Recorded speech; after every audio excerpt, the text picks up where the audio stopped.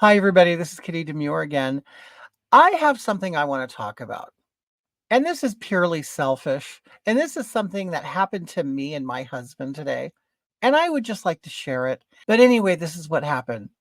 Our city recently came up with the idea to have a farmer's market. Okay. Now, I live in a city that is one of the most violent cities in America. Okay. And definitely California. Okay. A lot of murders and gangs and violence. And we even had one time we had a terrorist attack here. Okay. San Bernardino, California. Not the most glamorous place. Okay. But it's home. And when they came out and said that, hey, we're going to try a farmer's market downtown.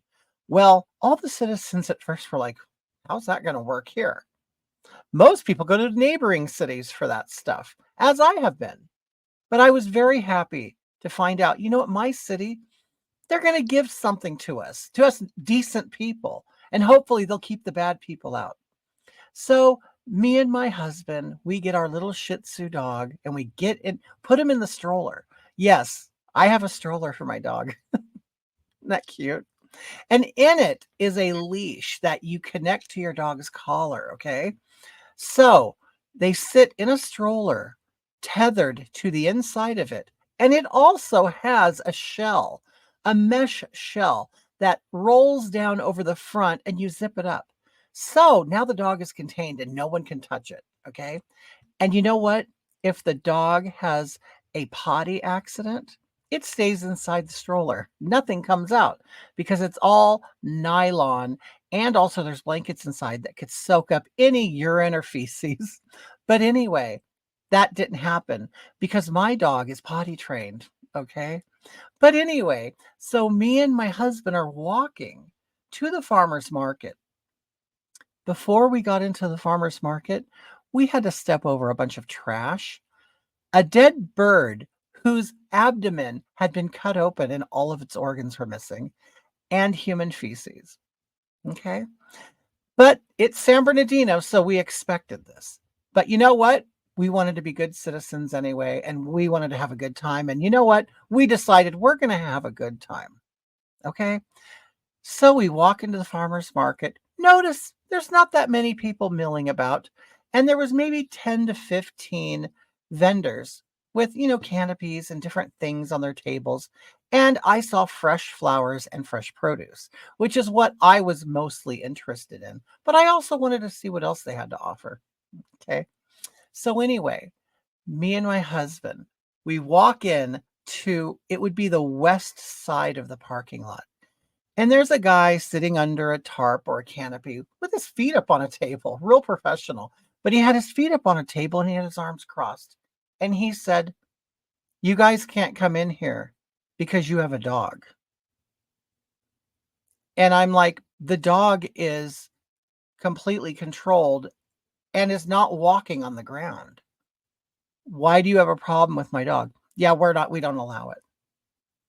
Well, my husband, who is military and he's a very law-abiding citizen, he immediately turns around and walks away. Annoyed, but he walks away and figured, well, those are the rules and I'm going to abide by them, not me.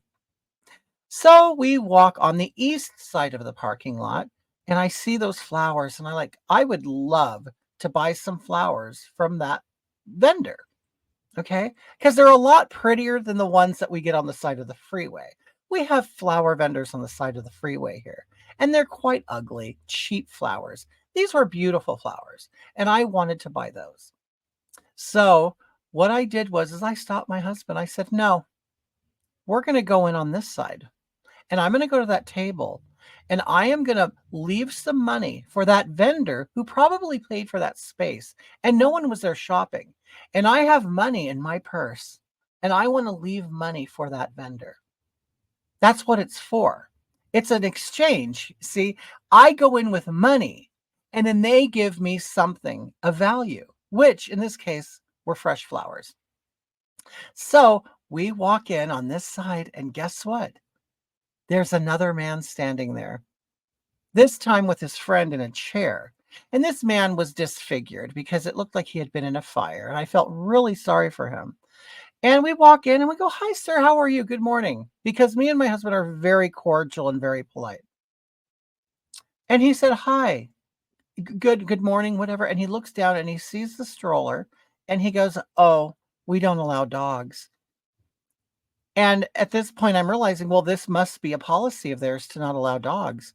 And then I thought how ridiculous this policy is. I understand. Okay.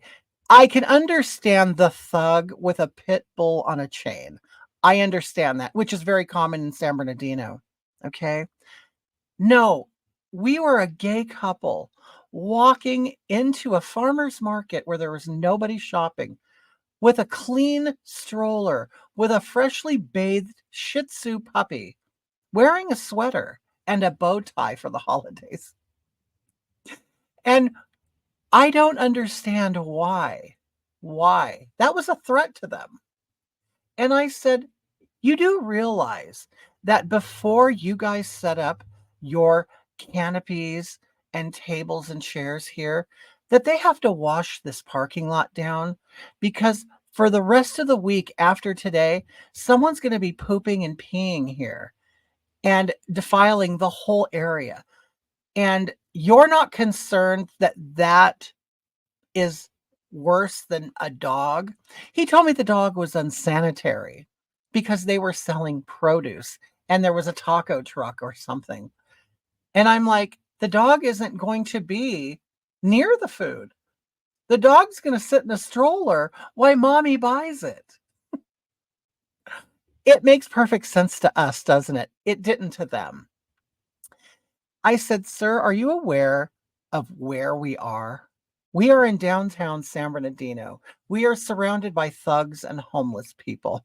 I'm a decent tax-paying citizen who actually pays for this. I actually pay into the system that allows you to sit here on this public park and public parking lot to sell your wares, and I am here to give you money."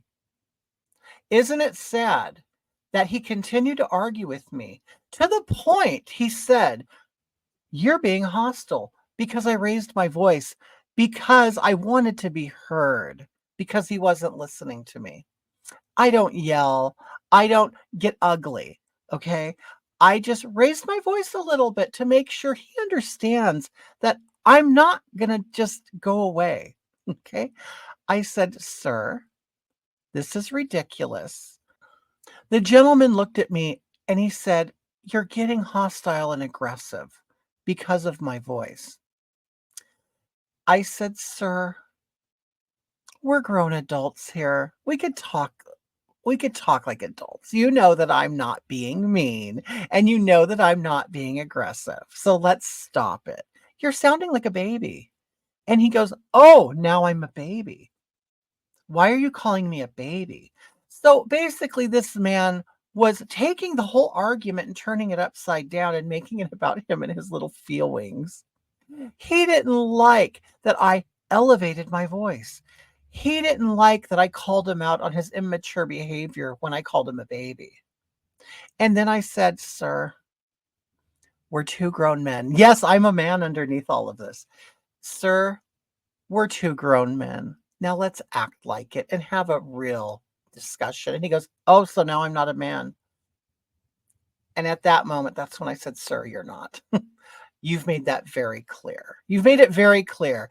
And I have no idea why somebody like you would be in charge of this. If you can't speak to an adult, I don't understand why you're even here doing business here with adults. Anyway, I was walking toward the flowers and I was like, "I'm going to buy them anyway." You know what I told him? I said, "You know what, sir? I'm going to do what I want anyway. What are you going to do about it?" See, I did take that stand. I said, "What are you going to do about it?" Nothing. I want you to call the police and tell them that there are two gay men here with a little Shih Tzu puppy who wish to leave money here at Farmers Market and help support our local community and our local farms. You tell him that I'm committing the crime of buying a bouquet of sunflowers. I want you to do that. And I want to see how fast those police will rush over to arrest me, my husband, and my dog. Okay. So as I was walking toward the flower vendor, I don't know, something just came over me to said, you know what? Don't let the vendors suffer because they will then do something about it. So I looked at some of the vendors. I go, you guys, I would love to buy your wares, but this man will not allow it because of my vicious, unsanitary dog. I walked away, and you know what I did? I went to a neighboring city, Redlands, California. And you know what me and my husband did with our dog? We walked into a restaurant, sat down, and they served us, and they actually talked to our puppy. So the man at farmer's market said, "You can't bring your dog here because it's unsanitary because we have food here." Well, that wasn't true because the neighboring city served me food in a sit-down restaurant with other customers, and they have done it before. And that's just one restaurant in our area that will do that. So this man lied. He lied to me as a citizen and as somebody who wanted to support the city and local farming. So if the right people see this, I really hope that you do something about it, change the rules or do something, or figure out if this man in particular had a problem with me and my husband. I don't know. There wasn't much diversity in the farmers market. Okay. There were no white or black people there. Okay. And when you saw us come up, 2 gay men that were not the predominant race that was there, with our little Shih Tzu puppy, I don't know, maybe they thought I didn't belong. Should I take that attitude? Should I? Should I assume that it was about homophobia? Since that man was accusing me of being aggressive and derailing my argument about what was going on, I can come up with my own conclusions too. Maybe he was being homophobic. Sir, you should not be so homophobic, okay? I have money to spend, and I would love to spend it in the city I live in. I would love to help improve my city, but you wouldn't allow me to. So I guess I will continue to improve neighboring cities, Rancho Cucamonga, Loma Linda, and Redlands. They will continue to get my business. I would love to do business in the city of San Bernardino, but I can't because I get bad service, I get attitudes, I get what appears to be convicts or thugs at every restaurant. Nobody cares. Everybody has a horrible attitude, and no one's doing anything about it. And you just can't have a good experience in this city. And I experienced that again at the farmer's market. So I just want to tell the city of San Bernardino, I want to thank you so much, but no thank you. I will spend all of my money in a neighboring city who has no problems with 2 homosexuals with a Shih Tzu.